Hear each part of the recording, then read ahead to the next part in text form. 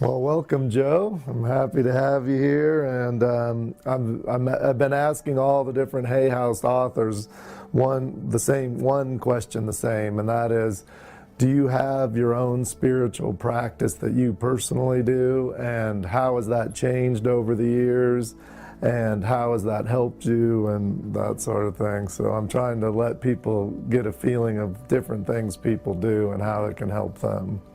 Well, for me personally, when I wake up in the morning, I ask myself the same exact question every single day. And that question is, what is the greatest ideal of myself that I can be today? Now, there's enough science to support this concept that when we begin to become conscious of our unconscious thoughts, we begin to notice our unconscious habits and behaviors, and we begin to pay attention to our emotions. The fact that we are observing those aspects of the old self means that we're no longer the old self. We begin to become consciousness observing the old self. So my process is to become conscious of who I no longer want to be. And if 95% of who we are by the time we're 35 years old is a set of memorized behaviors, attitudes, beliefs, perceptions, and emotional reactions that function like a subconscious computer program, then it's entirely possible that we're unconscious most of our waking day, right? So then the hardest part about change is not making the same choices we did the day before.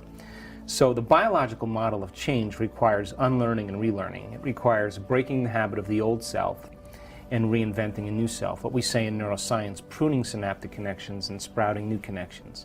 Unmemorizing emotions that are stored in the body, and then reconditioning the body to a new mind and to a new emotion. It's literally drawing your energy from the past and putting it into the future. Deprogramming and reprogramming, breaking the habit of the old self is really the model. So when I sit down in my discipline, in my morning meditation, the first thing that we have to do is we have to become conscious of our unconscious self. So it's entirely possible that we're judging other people and we don't know that we're doing it because it's an unconscious program. It's entirely possible that we're living by guilt every single day because it's become so common and so familiar to us. So as we begin to become conscious of those unconscious states, we're going into the operating system of the subconscious and making them conscious.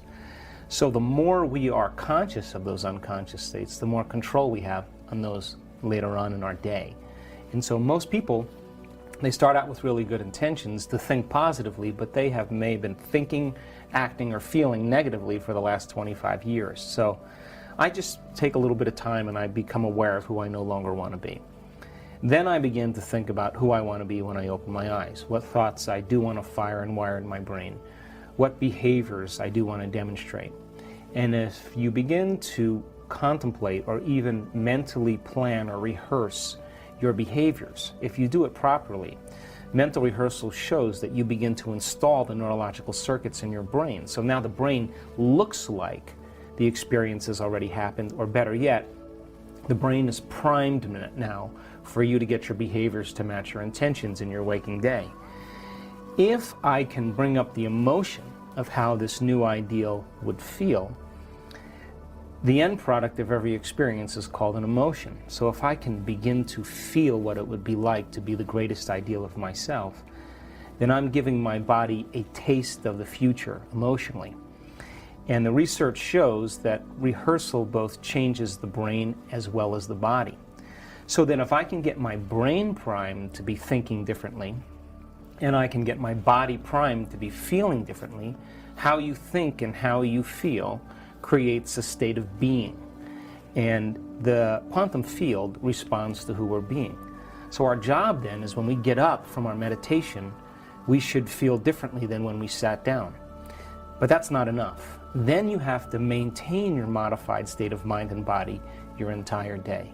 And if you do that properly and be greater than the conditions in your environment, to be greater than the emotional addictions and habits of the body, and be able to sustain that change for just a suspended period of time, get ready, because something unusual is going to happen in your life. That's the law. And it always comes in a way that we least expect, because if we can expect it, it's nothing new. It has to rock our world. It has to catch us off guard. And when we see the effects of our change in our internal state being produced in our external world, we'll pay attention to what we did and we'll do it again. So for me personally, I ask that question, what's the greatest ideal of myself? And I don't get up from my meditation until I feel like that person. And then when I get in that state of being, then I do my best to live from that state of being. And how long does that take? It's a great question. It might take some of us all day. We might never get up. Well, it's really a great question because that's really what people are afraid of. I mean, for me personally, I allow for 2 hours every morning. Now people say, oh my God, 2 hours. Do you take 2 hours? No. But I allow for 2 hours. Why? Because if I allow for 1 hour, my ego will say, well, there's not enough time. You won't get it done. But if I allow for 2 hours, I'm not thinking about time. So some days I'm able to find the sweet spot of the present moment, and in a matter of moments, I can become conscious of my unconscious self and then decide who I want to be and bring up the thoughts and emotions, and I can change my state of being. Other days I'm thinking about flights I have to catch, people I have to see, emails I have to check, staff members I have to meet with, and I'm not in the present moment. So it may take me some days 45 minutes to an hour just to keep bringing my body back to the present moment. But that's the work. And I always know that if I keep going and I keep working with bringing the body back to the present, either from the future or from the past, if I do that properly, I always say the same thing when I connect. I always say, that was so worth it. It was so worth making the effort to get beyond myself. So I allow for 2 hours, and it doesn't normally take me 2 hours, but if I allow for 2 hours, then I can relax and not have to think about time.